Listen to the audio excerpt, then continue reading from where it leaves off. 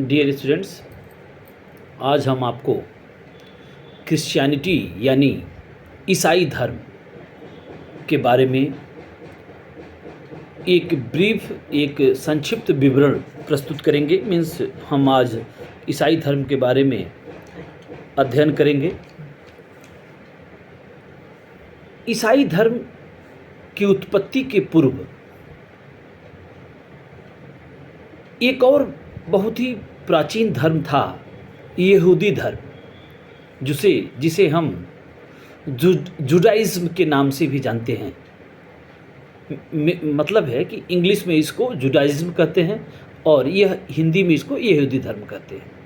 और जो यहूदी धर्म है वह बहुत सारे देशों में फैला हुआ है आज, और इज़राइल एक अकेला धर्म है, इज़राइल एक अकेला देश है जहाँ जो एक यहूदी राष्ट्र है। और हमारे यहाँ भारत में भी एक आंकड़ा के अनुसार लगभग 6000 यहूदी लोग हमारे यहाँ भी निवास करते हैं।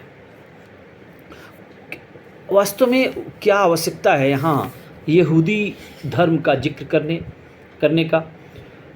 डियर स्टूडेंट्स, आप जानते हैं कि जो ईसाई धर्म है और इस्लाम धर्म है, जो दोनों धर्म की उत्पत्ति इसी धर्म से हुई है। तो सबसे पहले हम आपको बताना चाह रहे हैं कि एक ओल्ड टेस्टामेंट जब मैं इंग्लिश वीडियो इशू किया था उसमें मैंने बताया था कि ओल्ड टेस्टामेंट और न्यू टेस्टामेंट। अब यहाँ ओल्ड टेस्टामेंट है क्या? ओल्ड टेस्टामेंट बेसिकली यहूदी धर्म के बारे में विस्तृत विवरण दिया गया है। यह ईसाई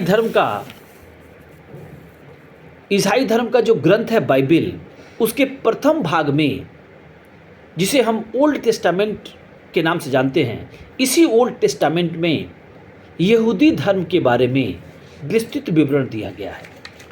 तो मीन्स ईश्वर के द्वारा सृष्टि की उत्पत्ति कैसे हुई, how human beings has been created, और यहूदी राज्य एवं ईश्वर के मध्य means Jews and means relation between Jews and God, इसके बारे में भी, यहूदी धर्म और ईश्वर के संबंध के बारे में भी इसी ओल्ड टेस्टामेंट के में वर्णन किया गया है और कहानियों के माध्यम से वर्णन किया गया है। ये है आपका ओल्ड टेस्टामेंट। अब क्या है न्यू टेस्टामेंट? इसको मैंने इंग्लिश वीडियो में डिस्कस किया था, एक संक्षिप्त में आपको बताना चाह रहा हूँ कि जब ईसा मसीह को मृत्यु दंड दिया गया, क्रॉस पे लटका करके नेल्ड किया गया, और इस घटना को गुड फ्राइडे के नाम से जानते हैं। एंड एक टर्म मैंने यूज़ किया था, क्रूसीफिक्सन, मतलब उनको सूली पे लेके ऐसे चढ़ा दिया गया था और नेल्ड कर दिया गया था। ये आप बहुत सारे, मतलब ये बहुत ही सार्वजनिक चीज़ है। मैं समझता हूँ कि सारे स्टूडेंट इस बात को समझ रहे होंगे। तो ये जो उनको मृत्युदंड दिया गया, मृत्युदंड के पश्चात उनके जो 12 शिष्य थे, 12 उनके जो डिसाइपल्स थे, शिष्य थे, उन्होंने क्या किया कि 4 गॉस्पेल्स लिखा। गॉस्पेल्स मतलब होता है कि बहुत ही सुंदर विचार, सुंदर वर्णन। इसका मतलब ये होता है कि जो जीसस क्राइस्ट ने प्रवचन दिए थे, अपना सरमन दिए थे, और उनके शिष्य वहीं पे थे और उन्होंने इसको सुना था और इसी को एक बुक के रूप में कंपाइल्ड कर दिया था। तो बहुत सारे गॉस्पेल्स हैं, लेकिन 4 बहुत ही महत्वपूर्ण हैं, और ये 4 गॉस्पेल्स ही ओल्ड न्यू टेस्टामेंट के सार हैं। मीन्स क्या मतलब न्यू टेस्टामेंट में कौन सी चीज़ें हैं, ये सारी चीज़ें आधारित है इन्हीं 4 गॉस्पेल्स। ओके, गॉस्पेल्स जो वर्णित किए गए हैं ईसा मसीह के जो 4 शिष्य थे। तो ये रही एक ब्रीफ इंट्रोडक्शन।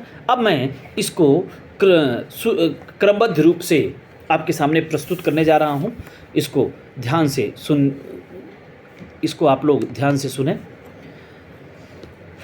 यहूदी धर्म को जुडाइज्म के नाम से जानते हैं, जो प्राचीन धर्मों में से एक है। यहूदी दुनिया का प्रथम एकेश्वरवादी धर्म माना जाता है। मतलब गॉड इज़ वन। एकेश्वरवादी मतलब होता है कि दे वर्शिप्ड सिंगल गॉड। और इज़राइल एवं हिब्रू में, हिब्रू भाषियों का यह धर्म था, यहूदी धर्म। मतलब जूज़ का धर्म जो है ये यहूदी धर्म था।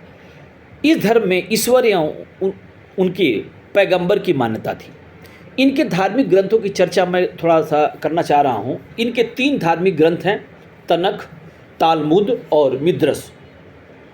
और इनके जो गॉड हैं उनका नाम है इब्राहिम। मतलब ये गॉड के रूप में इब्राहिम की पूजा करते थे। इनके धार्मिक स्थल को मंदिर कहा जाता था, जैसे हिंदुइज्म में आप देखते हैं टेम्पल। और ये जिसमें ये प्रार्थना करते थे उनको सिनेगॉग के नाम से जाना जाता है। अब एक चीज़ मैं बताना चाहता हूँ, मैं अभी आपको बताया भी, इस्लाम धर्म व ईसाई धर्म। सबसे पहले ईसाई धर्म, तब इस्लाम धर्म। ईसाई धर्म और इस्लाम धर्म का आधार यही परंपरा विचारधारा है, इसलिए इसे इब्राहिमी धर्म भी कहा जाता है। इसका तात्पर्य है, मतलब है कि जो Christianity came to existence by Judaism, मतलब इसी यहूदी धर्म से ईसाईयत निकल के आती है और इसी यहूदी धर्म से इस्लाम निकल के आता है। दूसरे वीडियो में जब हम इस्लाम के बारे में आपको बताएंगे तब यहाँ आगे फिर से मैं आपके सामने प्रस्तुत करूँगा कि किस तरह से इस्लाम का उद्भव भी इसी धर्म से होता है। अब हम आते हैं ईसाई धर्म पे। ईसाई धर्म एक इब्राहिमवादी धर्म है जो प्राचीन यहूदी परंपरा से निकली है। यह धर्म ईसा मसीह के उपदेशों पर आधारित है कि ईसा मसीह को जब ज्ञान प्राप्त हुआ था 30 वर्ष की आयु में। बेसिकली इनके पिता का नाम जोसेफ था, माता मरियम आप जानते ही हैं। और ये बहुत ही सामान्य परिवार में जो पैदा हुए थे। इनके पिता कारपेंटर थे, तो शुरुआती दौर में ये वही अपने पिता के प्रोफेशन को अपनाया। और ऐसा कहा जाता है कि 30 साल की अवस्था में, 30 इयर्स के एज में इनको इनलाइटमेंट मीन्स डिविनिटी प्राप्त होती है। आप उसके बाद इन्होंने प्रवचन सरमन स्टार्ट किया डे बाई डे। इसके फलस्वरूप क्या हुआ कि इनके समर्थकों की संख्या दिन पर दिन बढ़ती गई। और जब इनके समर्थकों की संख्या दिन पर दिन बढ़ती गई तो जो ऑर्थोडॉक्स जो प्रभावशाली जो धार्मिक समूह था, ज्यूज़ का ही, यहूदियों का ही, उन्होंने जो रोमन गवर्नर था उससे इन्होंने कंप्लेन किया। फाइनली क्या हुआ, इनको सूली पे लटका दिया गया। तो यह धर्म ईसा मसीह के उपदेशों पर आधारित है। इस धर्म के 3 संप्रदाय हैं, कैथोलिक, प्रोटेस्टेंट एंड ऑर्थोडॉक्स। और इनके धार्मिक ग्रंथ में आप जानते ही हैं कि बाइबिल एंड पूजा स्थल इनका गिरजाघर होता है। ये जो आप देख सकते हैं गिरजाघर का मतलब ये इसको चर्च, आप you know this one very easily you can see in each and every city. तो ये बाइबिल इनका बहुत ही पवित्र ग्रंथ है। और गिरजाघर में ये पूजा पाठ करते हैं। ये क्रिश्चियनिटी के बारे में। क्रिश्चियनिटी भी त्रितत्ववादी धर्म है। त्रितत्ववादी मीन्स 3 तत्व हैं इसमें। पहला तत्व है परमपिता, मीन्स एक ऐसे परमपिता हैं जो सारे सृष्टि की रचना किए हुए हैं। दूसरा है मतलब ईसा मसीह को उस परमपिता परमेश्वर के पुत्र के रूप में जाना जाता है।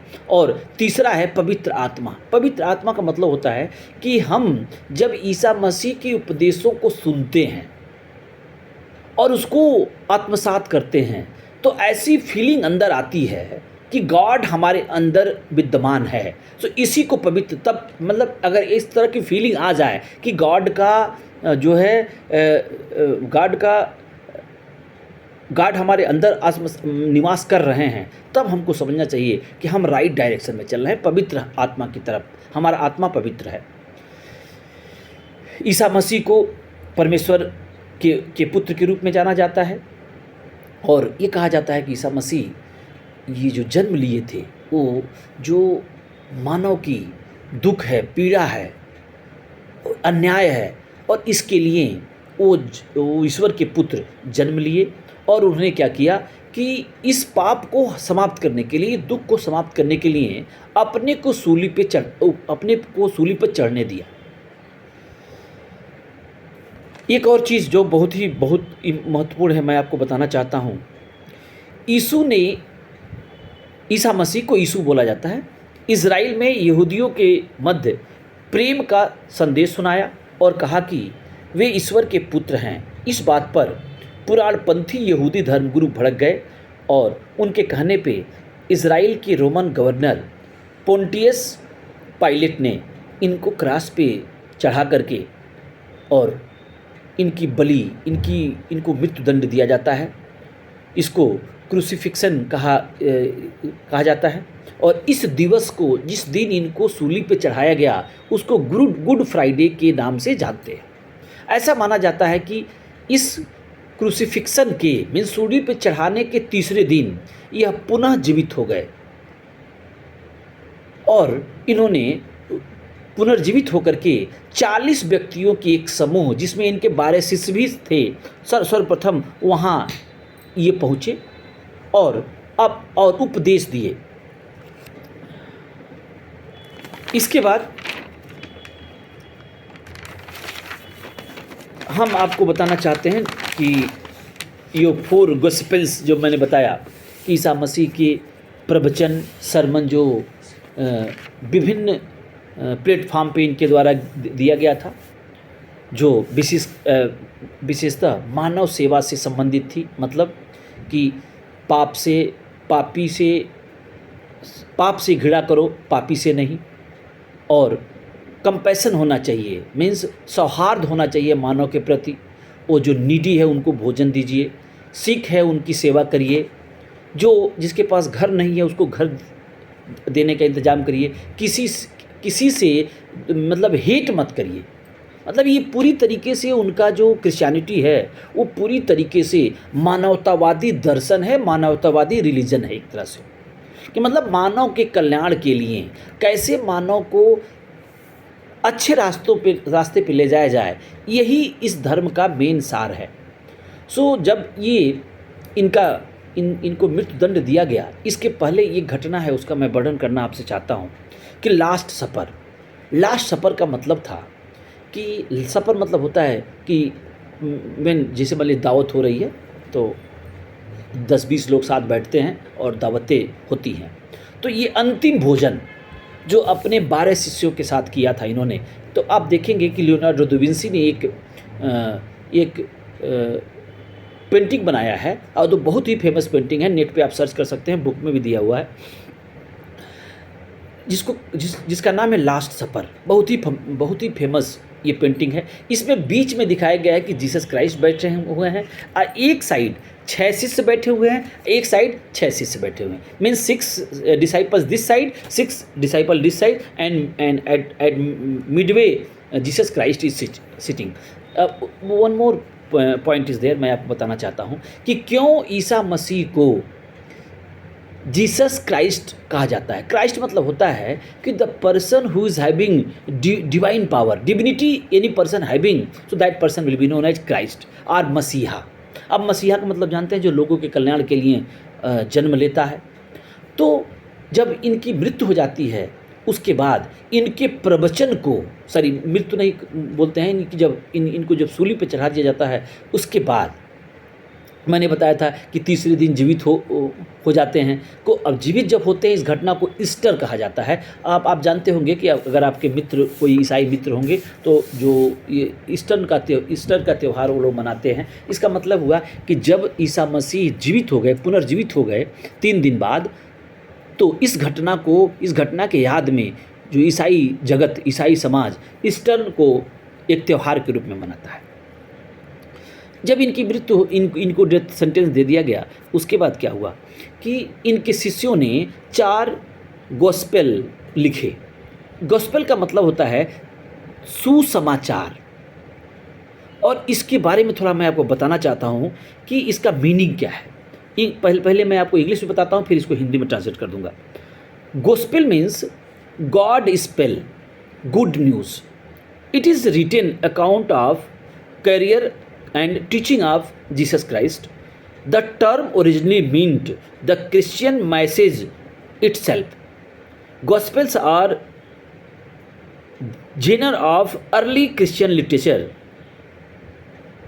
The recount the life of Jesus, which are accepted as a only authentic scripture by the great majority of Christians.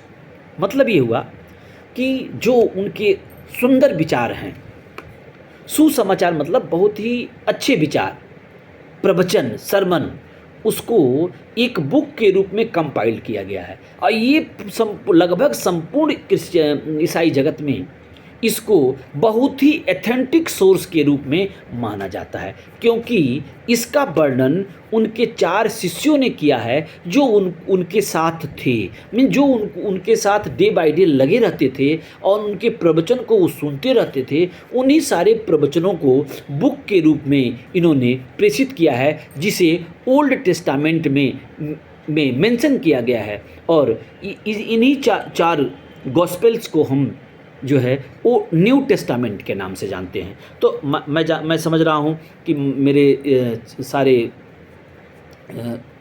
Students ये समझ रहे हैं कि ओल्ड टेस्टामेंट क्या है और न्यू टेस्टामेंट क्या है। नाउ ईसाइयत के जो अभी बताया तीन संप्रदाय हैं, कैथोलिक, ऑर्थोडॉक्स और प्रोटेस्टेंट। सो कैथोलिक मतलब जो जिसमें पोप की सर्वोच्चता हो, ऑर्थोडॉक्स मतलब वो पोप को नहीं मानते हैं लेकिन अपने राष्ट्रीय धर्म के कुलपति को मानते हैं और ये परंपरावादी होते हैं। एंड जो प्रोटेस्टेंट होते हैं वो कोई पोप को नहीं मानते हैं, वो केवल क्या मानते हैं, बाइबिल को ही होली बुक मानते हैं और बाइबिल के गाइडलाइन को ही वो अपने जीवन में वो करते हैं, जीवन में आत्मसात करते हैं। अब मैं आपको बताने जा रहा हूँ कि ईसाइयत का प्रसार कैसे हुआ। जैसे आपको बताया कि रोमन अम्पायर और यीशु के बारे में ईसाइयत मीन्स क्रिश्चियनिटी, इनके सिद्धांतों में कहाँ से विरोधाभास उत्पन्न होता है, इसको मैं आपको बताना चाहता हूँ। ये कहते थे कि सब जगत, सारे लोग जो है गॉड के हैं, मतलब गॉड इज़ क्रिएटर और गॉड सबके पिता हैं और सबको प्रेम करते हैं, वो किसी से हेट नहीं करते हैं और ये हमेशा सबके अच्छाई के लिए, सबके कल्याण चाहते हैं, किसी का अहित नहीं चाहते हैं और गॉड ही सुप्रीम है, गॉड से ऊपर कोई नहीं है। लेकिन रोमन एम्पायर वो चाहते थे, वो ऐसा चाहते नहीं थे, ऐसा इम्पोज भी किए थे, ऐसा लागू भी किए थे कि उन्हीं की मूर्ति उस टेम्पल में लगती थी, उन्हीं की पूजा होती थी। तो यहाँ विरोधाभास उत्पन्न हुआ। उसके बाद जो है कुछ यहूदी धर्मगुरुओं ने इनकी शिकायत की और इन पे पॉलिटिकल रिबेलियन, मतलब इनको ये कहा गया कि ये राजा के खिलाफ षड्यंत्र कर रहे हैं और इस चार्ज के आधार पे और ये लोगों को भड़का भी रहे हैं। ये 2 चार्ज के आधार पे इनको सूली पे चढ़ा दिया गया और इसके बाद जब इनको सूली पे चढ़ा दिया गया तो इनके जो शिष्य थे, अनुयायी थे, उन्होंने ईसाइयत का प्रचार बड़े ज़ोर शोर से किया, बहुत लगाव से किया, बहुत ही जोश के साथ किया। किंतु जब तक शासन सत्ता का सहयोग नहीं मिलता है तो आप जानते हैं कि बहुत सारी बाधाएं आती हैं। रिजल्ट ये हुआ कि बहुत से जो फॉलोअर थे इनको सताया गया रोमन एम्पायर के द्वारा, रोमन शासकों के द्वारा और कठिनाई मतलब बहुत सारे दंड दिए गए, इनको जंगली जानवरों के बीच फेंक दिया जाता था, बहुत सारे अत्याचार किए जाते थे। किंतु धीरे धीरे परिस्थितियाँ बदली, क्योंकि जो ईसाइयत का जो दर्शन है, जो जीसस क्राइस्ट की जो शिक्षाएं हैं उसको देखेंगे तो पूरी तरीके से मानववादी है, मानव कल्याण के लिए है। इनका मेन था, आप चर्च में जाइए और किसी क्रिश्चियन हॉस्पिटल में जाइए तो वहाँ पे लिखा रहता है मानव की सच्ची सेवा है ईश्वर की सेवा है। तो ये अच्छा धर्म था कि लोगों में इसकी प्रसिद्धि बढ़ती गई और धीरे धीरे क्या हुआ, इनके अनुयायियों की संख्या लगातार बढ़ती गई और कुछ समय बाद एक एडिक्ट ऑफ टॉलरेशन इशूड किया गया 311 में। इसका मतलब क्या था, ये सहिष्णुता का आदेश ये इसको रिलीज करने का काम किया था गलेरियस ने। ये रोमन एम्पायर थे, सॉरी रोमन किंग थे। इन्होंने ये आदेश दिया कि किसी भी क्रिश्चियंस को, किसी भी ईसाई को अनावश्यक प्रताड़ित न किया जाए। अगर वो धर्म का प्रचार करता है फिर भी उसको कोई किसी तरह का प्रताड़ना न किया जाए। उसके बाद ईसाइयत मतलब ईसाई धर्म को प्रचार करने वालों को बहुत ज़्यादा सहूलियत हुई। और 2 साल के बाद जब कॉन्स्टेंटाइन जो एम्परर बनते हैं, तो जब ये बनते हैं तब तो गोल्डन एरा आ गया। अब क्या गोल्डन एरा आया मैं आपको बताना चाहता हूँ कि इन्होंने आदेश दिया कि मतलब इन्होंने एक और आदेश निकाला जिसको बोलते हैं इडिक्ट्स ऑफ मिलान। इस इडिक्ट्स के मीन्स इस आदेश के द्वारा क्रिश्चियनिटी को, ईसाइयत को लीगल रिलीजन के रूप में मान्यता दे दी गई। मतलब अब ये ईसाइयत इलीगल नहीं है, लीगल है।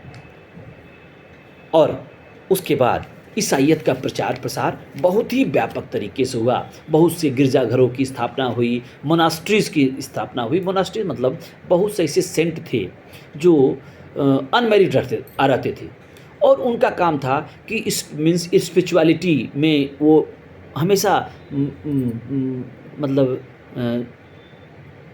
भजन में रहते थे, ईश्वर में लीन रहते थे। तो ये क्या हुआ, ये किसी स्थान पे रहने लगे, वो रेजिडेंशियल प्लेस हो गया।